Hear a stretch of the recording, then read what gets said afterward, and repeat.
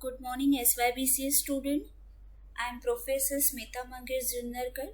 Today we are going to see about Unit 6 and the chapter is Interfaces. Let's start with this chapter.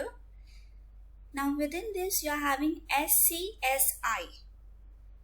So this is the Small Computer System Interfaces, abbreviated SCSI and pronounced SCSI. It's high-speed standard for physically connecting and transferring data between computers and peripheral devices. It is very high-speed parallel serial interfaces, which is used to connect up to 7 devices to the computer system using only one interface card.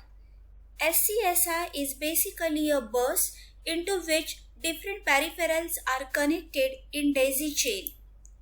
Now, SCSI cables, it refers to complete cable including the wire, connector and possibly a terminator as well.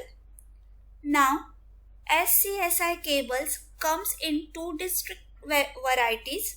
One is external and second one is internal. Now, SCSI connectors are the physical devices that are used to attach a SCSI cable, and that cable will attach to SCSI device. External and internal devices use different connector.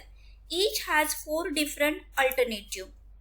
Now we will move further, that is the configuration of SCSI drive. Configuring the SCSI drive is a bit critical than configuring the IDE. Following parameters must be set before configuring the SCSI drive. Now, device IDs are: for narrow SCSI, 3 jumpers are used, and for wide SCSI, 4 jumpers are used. Now over here, termination activity. Each device on SCSI chain must be terminated for the bus to function properly. If HDD is the last device, then the jumper setting will cause it to terminate the bus. Disable auto start and delay auto start get also used within this. After that, stagger spin, enhanced version of delay auto start. When the system with many HDD has this option set for each unit, the driver tracks their startup time by multiplying the user-defined constant time, their SCSI ID. Narrow and wide. The drive to function in narrow or wide mode. Force SE, that is a single-ended, allows newer drives, Ultra 2 and more, to be forced to use single-ended operations. And the last one, that is a disable party, turns off party checking on SCSI bus. Now we will move further, that is a USB. USB is nothing but universal serial bus. It is a serial bus standard to connect the devices or interface devices, improves the plugs and play facilities, allows hot swapping, customs low power, does not require external power supply. USB can connect it computer peripherals such as mouse, devices, keyboards, pads, game pads, scanners, digital cameras, printers, etc. The design of USB is standard by USB Implementer Forums, that is a USB IF. It is an industry standard body incorporating leading the companies from computer and electronic industries. How USB is better than RS-232? It is easy to installation, faster transfer rate, simple cabling, and multiple devices are connected with the help of USB. Now you can see over here data rates supported by USB. Now I will move further. USB features: host. The computer acts as a host machine. Multiple device supports. Up to 127 devices can be connected to host. USB cable length as long as 5 meters. Transfer rate USB 1.0 supported 12 Mbps. USB 2 supported 480 Mbps. Each of installation. USB cable has 2 wire for power. Power allocation. Computer can supply up to 500 million MPS of power at 5V. Hot swappable, hot pluggability, hub architecture and power saving, as well as support for wide range of peripheral such as keyboard, mouse, joystick, gamepad, printer and scanner. So these all are the USB features. Now RS-232, this is nothing but recommended standard. It is a standard interface developed by Electronic Industries Association, EIA. Communication as defined in the RS-232 standard is an asynchronous serial communication methods. Serial means that the information is sent one bit at a time. Asynchronous information is not sent in the predefined time slot. RS-232 is a standard for serial binary data signals connecting between the data terminal equipment and data circuit terminating equipment. It is a commonly used in computer serial ports. The RS-232 interface expects the modem to be connected to both receiving and the transmitting end. You can see this diagram, so you will get the idea about powered RS-232. Over here pins get used, that is total pin out is a 9 pin over here. Now let's move further. Now this is a Centronics. It is an old iOS interface standard used for connecting printers. It is also called parallel interface and it was used for connecting old printer. It uses the 36-pin male and female connector cables to connect the printer or other devices. The original Centronics parallel interface for dot matrix printer.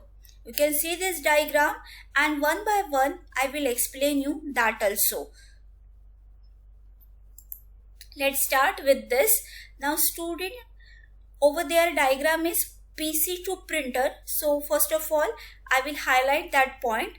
You can just go through this point so you will get the idea about your control signals. First of all, stop.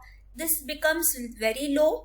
Whenever the PC sends a bytes of data to printer, this low voltage tells the printer that data is being sent.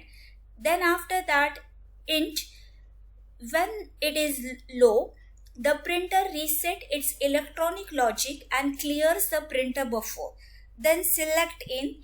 It is an interface enable signals. When the signals is low, the printer responds to the signals from the controller, and after that auto feed xt.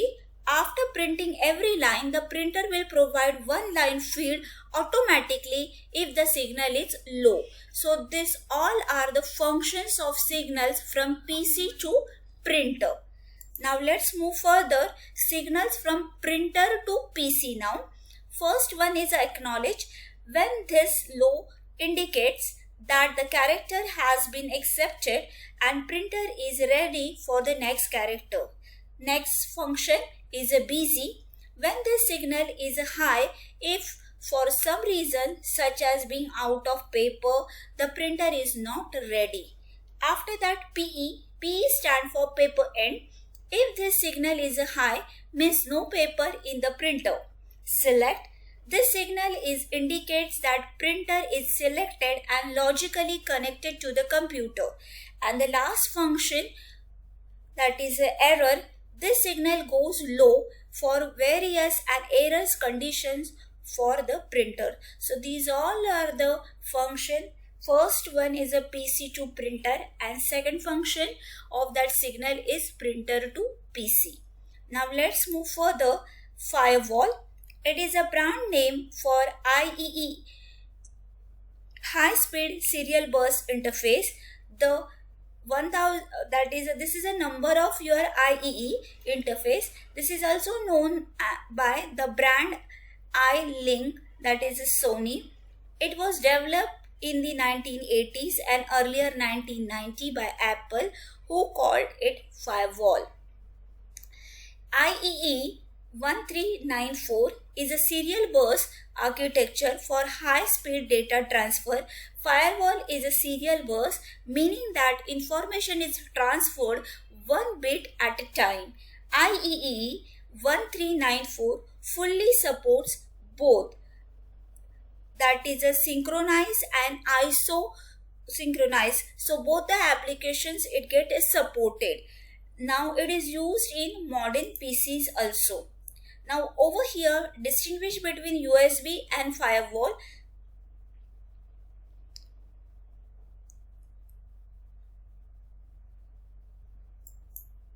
Now we will move towards the Bluetooth. Bluetooth is a method for the data communication that uses the short range radio link to replace cable. Bluetooth is a wireless high speed data transfer technology.